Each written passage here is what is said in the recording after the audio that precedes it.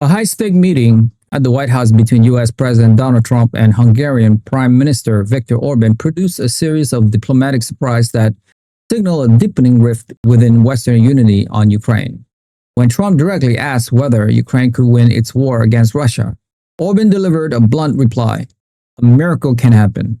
The remark met with stunned silence in the room, encapsulated Budapest's increasingly skeptical stance on Kyiv's prospect, and reflected a broader shift among certain European capitals toward advocating for negotiated settlement over prolonged military support. Despite their differences on issues like immigration and EU policy, Trump praised Orbán as a strong leader and granted Hungary sweeping exemptions from U.S. sanctions targeting Russian energy. This included full access to the Turkish Stream and Druzhba pipelines, shielding Hungarian households from volatile energy prices, and greenlighting Westinghouse to supply fuel and advanced technology for Hungary's pact to nuclear expansion. The deal not only secured Orbán's domestic energy strategy, but also positioned Hungary as a potential spoiler within EU sanctions policy, challenging Brussels' cohesion on Russia. Crucially, the agreement coincided with the postponement of Trump's planned summit with Vladimir Putin after Moscow rejected a proposed ceasefire framework.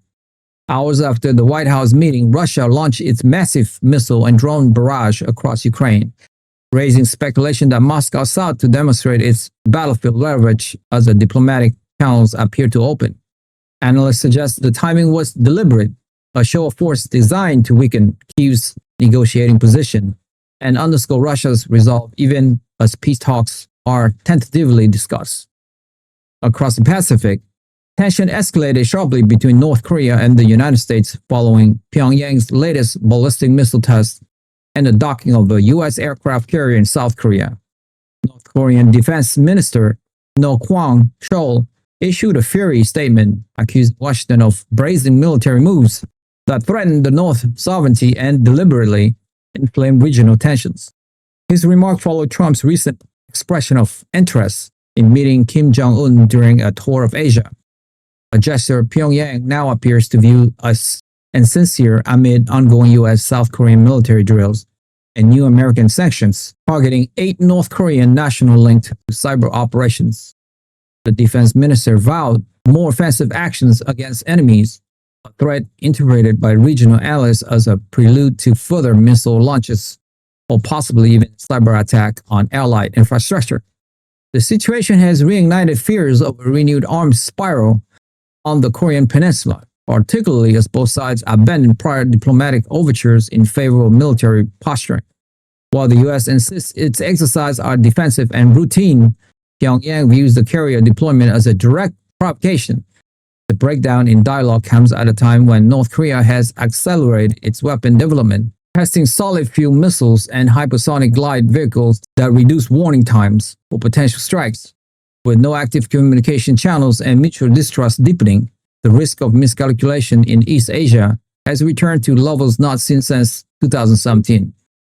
In a dramatic, different, but equally significant geopolitical development, Burkina Faso's military leader, Captain Ibrahim, Traore, delivered a powerful address that resonated far beyond West Africa.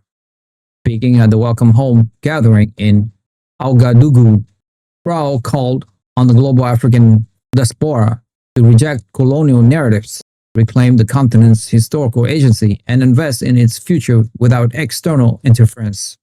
His declaration that impossible is not African drew enthusiastic applause from hundreds of attendees from the Caribbean, the United States, and Europe, many of whom are participating in a state-sponsored reconnection initiative. Traore's speech, blending anti-imperialist rhetoric with a vision of pan-African self-reliance, mark a broader trend across the Sahel region, where military-led governments are increasingly positioning themselves as champions of sovereignty against former colonial powers. Burkina Faso, alongside Mali and Niger, has expelled French forces, forged security partnership with non-Western actors, and emphasized economic independence through regional integration. Traore's message is not merely symbolic, it reflects a strategic recalibration as African nations seek to redefine their role in a multipolar world.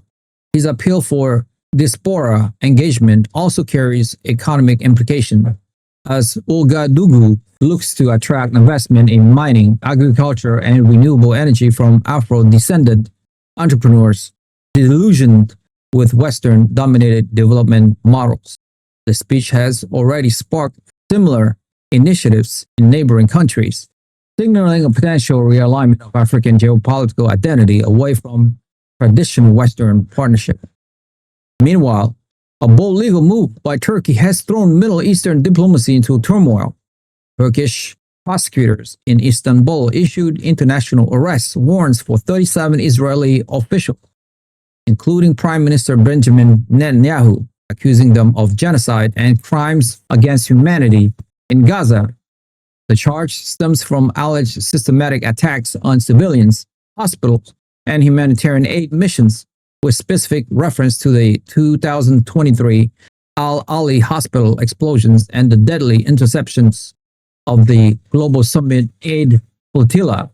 While such warrants carry limited enforceability under international law, they represent significant escalations in Ankara's rhetorical and legal competition with Tel Aviv. Hamas hailed the action as a historic act of justice, while Israeli officials dismissed it as politically motivated propaganda lacking legal merit. The move comes amid a broader deteriorations in Turkey-Israel relations, which had briefly improved through back-channel talks earlier in the year. Analysts warned that the warrant could trigger a new diplomatic crisis, particularly if all the global South nations emulate Turkey's approach. The timing is also notable, occurring as regional powers recalibrate their position amid shifting U.S. foreign policy under the Trump administration. Unlike previous U.S. government, Trump has showed limited interest in mediating Middle East conflict unless they directly impact American strategic interests, creating a vacuum that regional actors like Turkey are eager to fill. Together, this development from Washington to Pyongyang, Ouagadougou to Istanbul illustrate a world increasingly defined by a fragmented alliance, assertive regional powers, and the unraveling of post-Cold War diplomatic norms. If you have made it this far, congratulations, you have unlocked the truth. I want to ask you a quick question though. In the wake of the US and Russia moving toward resuming nuclear weapon testing, effectively ending a decades-long taboo, if nuclear testing really happens, what is the chance of the testing having nuclear radiation fallout affecting climate change and humanity itself? And why? During the debate, we want to hear your insightful opinion on where this is all heading. Community. Share your thoughts in the comments below. Like the video, hit the notification bell, and most importantly, subscribe. I'll see you guys in the next one.